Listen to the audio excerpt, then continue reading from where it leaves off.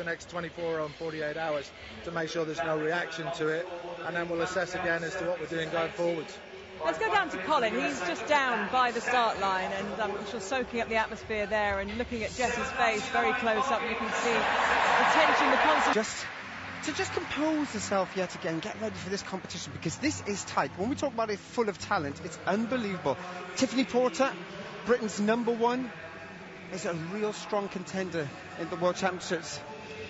And thank you very much. We'll go to commentary in just a moment, but I just want one more word from Tony on this, because brutally, is today the day you decide whether you go to Moscow?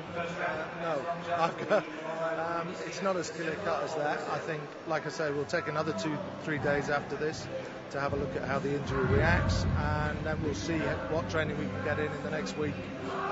She'll go late into the holding camp if we go into the holding camp, or maybe we'll go direct to Moscow. Those are things that we need to look at and make decisions on.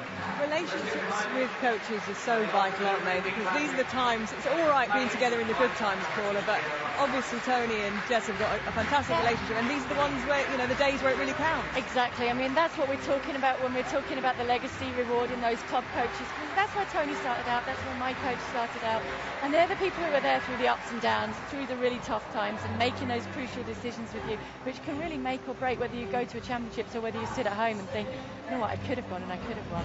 So you don't want to take that risk either. Well, Tony's starting to twiddle his fingers. It's almost race time. We're here for you, Tony. We're going to watch this one with you, and hopefully watch some good replays afterwards as well. Let's join our commentary team. Steve's in the box for this one. Thank you, Gabby, and what a moment. Jess Ennis-Hill now waiting to be introduced to the crowd, and another full house here in brilliant sunshine, I'm pleased to say, because the forecast hadn't been great, but as Colin said, it is a little breezy down there. There's a lineup. Nia Ali, who would have figured here, doesn't start. So we've got Williams, Lewis, Wells, Sally Pearson, the Olympic and world champion, Tiff Porter, Jess Ennis-Hill, and Hildebrand of Germany in lane 9.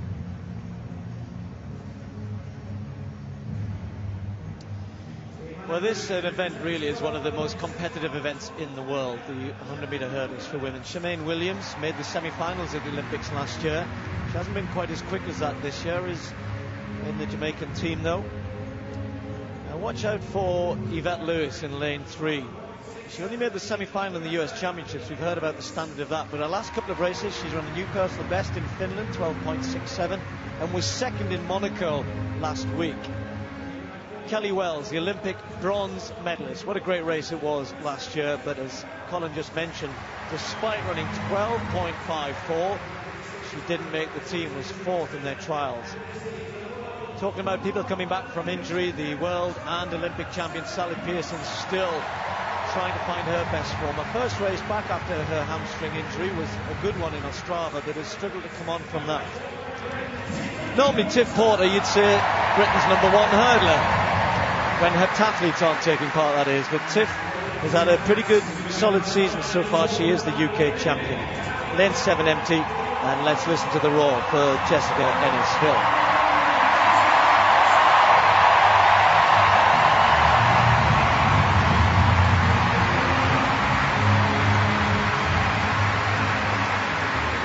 Outside Jess will be Nadine Hildebrand, the German champion. Well, I was saying a few minutes ago, chatting with Gabby, that first morning, the first event, which set the tone really for the whole athletics programme and set Jess on her way to the gold medal at 12.54 clocking.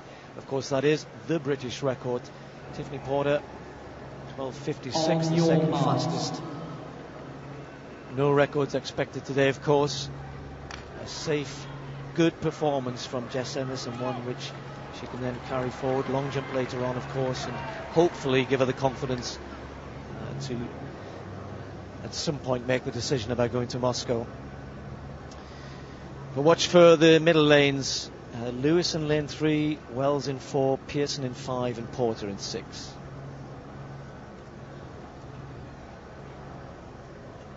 Set. pretty good start from Kelly Wells, and Pearson right alongside her. Jess not so quick out of the blocks. Tiffany Porter trying to get into this, but Sally Pearson, where she won the gold medal last year, coming back to some form. Tiffany Porter pushing her close. It's going to be Pearson though, wins it from Porter, then Wells. Jess Ennis might have got in for fourth or fifth, very close. 12.65 the winning time. That's much better from Pearson than we've seen probably in the last 2 or 3 races, where she hasn't finished well. She finished that really well this time. Solid performance from Jess. I'm sure she'll be happy to have come through that. Looks like a smile on her face. Obviously not thinking about the problems. And look how much that means to Sally Pearson. A season's best for her. I said she ran well in her first race back in Ostrava. Hasn't really managed to move on from that until today. So she may well be able to go with some confidence towards those championships and defend her world title. Oh, a nation's favourite coming back from injury, but not Jessica Ennis-Hill, but Sally Pearson, and Australia will be very happy about this because she has had her problems, and very impressive, season's best it was. And for Ennis-Hill, as she is now known, I think you see the smile at the end. It's not about the time, it's about competing, getting in there, and she finished strongly.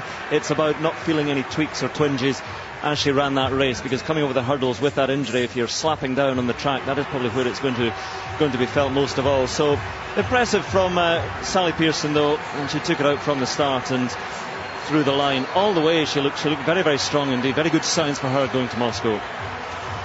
Well, she's a great technician, Sally Pearson, but the last couple of races hasn't finished her races off so well. That was much better today. Jess, nice and safely out of the blocks. Good, decent reaction time, not as quick as she can do, but again you can understand that. And I think what Jess will be most pleased about was how she finished the race. She came through really strongly towards the end, and in fact beating Yvette Lewis, who's been in good form recently. That's a good scalp to get. Just outside 13 seconds, 13.08. Be interesting to get Tony's views on what he thinks of that, but safely through, that's the most important thing, and look forward to seeing her in the long jump later. Alongside me, the winner of the race, Sally Pearson, and Jess, of course. And